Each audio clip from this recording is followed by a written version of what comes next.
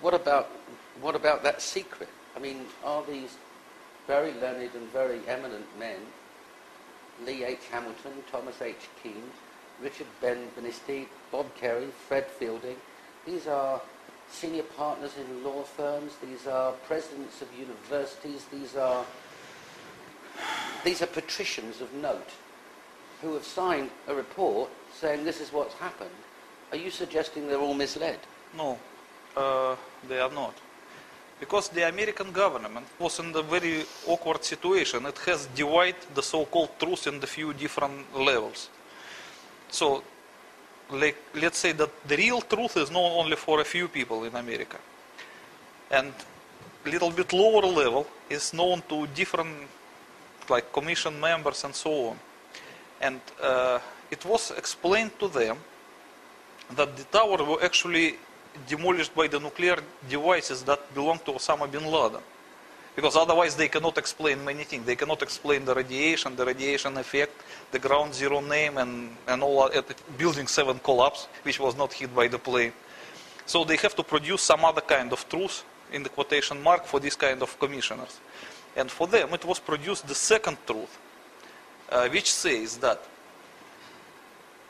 all 3 buildings of the World Trade Center, the Twin Towers and the Building 7, were demolished by so-called mini nukes, the portable nuclear suitcases, Soviet-made, which were obtained by Osama bin Laden from Ukraine.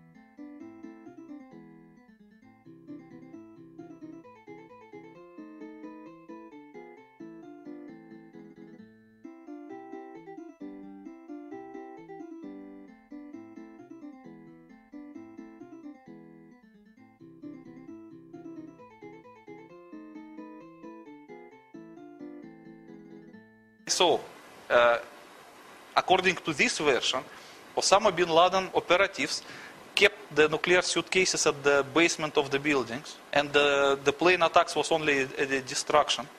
And in reality, they detonated them by nuclear explosions of the stolen Soviet suitcase nukes. And it caused the towers collapse. So the members of commissions were advised not to disclose this to public, but just to produce some false report to cover up the truth. Because they don't want to scare the people by the nuclear weapon. And the commissioners agree. Dimitri, let's assume I was a fire chief, a senior fire officer, and I've just buried 343 of my friends, comforted their wives, and a Secret Service agent comes to see me and says, well, we'd like you to keep a secret. Would I really be prepared to do that? It depends on the way they present their arguments to you.